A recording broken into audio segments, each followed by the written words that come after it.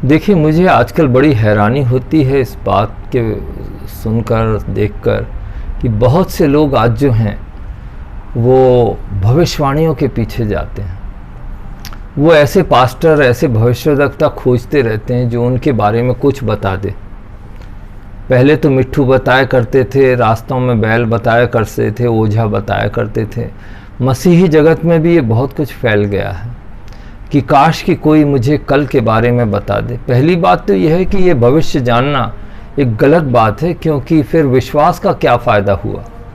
विश्वास का जीवन वो होता है जो हर पल परमेश्वर पर भरोसा करके आगे कदम बढ़ाता है। तो बाइबल में भविष्यवाणी वो होती है जो परमेश्वर और उसके राज्य के संबंध में या उसके वचन की कोई ऐसी चीज़ होती है जो हमें समझ में ना आए और कोई उसके रहस्य को खोल कर बताता है। वो प्रोफेसी होती है कि जो एक छिपा हुआ रहस्य आज सामने आ गया, बहुत समय से छिपा हुआ था लेकिन सामने आ गया, तो उसको हम बोलते हैं प्रोफेसी।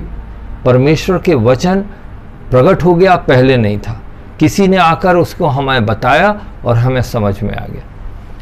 देखिए, भविष्यद्वक्ता जो आज के हैं उस समय के थे, वो भविष्यद्वक्ता जो बाइबल के थे उनकी तारीफ क्या थी, उनकी हुलिया क्या थी। यदि आप देखेंगे, प्रभु यीशु कहते हैं मत्ती 23 में उसका जिक्र करते हैं, कहते हैं कि तुमने उन्हें क्रूस पर चढ़ा के मारा, तुमने पत्थर वाह किया, तुमने उन्हें मार डाला। मत्ती 23 में ये भी लिखा है कि तुम नगर नगर उनको खदेड़ते थे, उन्हें क्रूस पर चढ़ाते थे, मारते थे, पीटते थे और पत्थर वाह करते थे। तो ये तो तारीफ होती है भविष्यद्वक्ता की।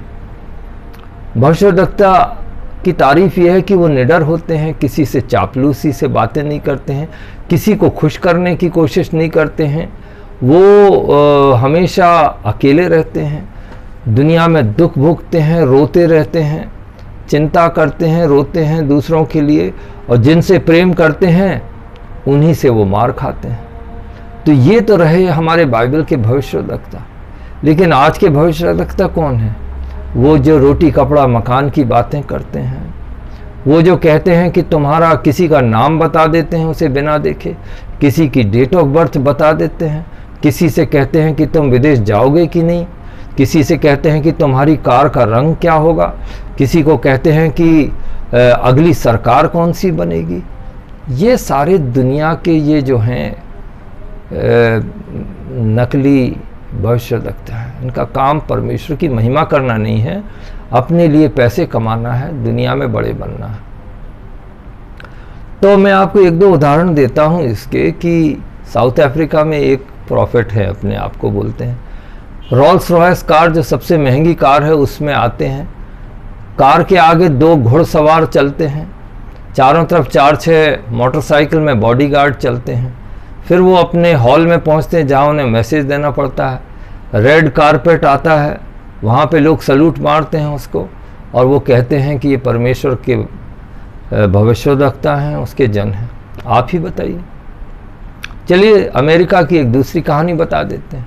अमेरिका में एक प्रॉफिट हैं, उन्होंने कहा कि मैं अमेरिका का ऑफिशियल प्रॉफिट हूँ। उनके पास उनकी पूंजी करीब $1 बिलियन है।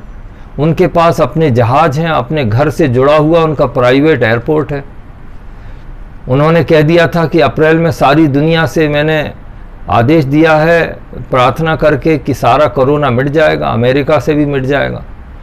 ऐसी ऐसी बातें करते, नम्रता, दीनता, प्रेम, पाप से मुक्ति, मन फिराव, परमेश्वर के राज्य, प्रभु यीशु की महिमा के बारे में बताए बना, ये दुनिया के अंधकार की ओर लोगों को खींचते हैं। मेरा सवाल ऐसा है भाई बहनों, कहीं आप ये भविष्यद्वक्ताओं के इर्द गिर्द तो नहीं घूम रहे? वचन को पढ़िए, वचन पर ध्यान दीजिए। जय मसीह।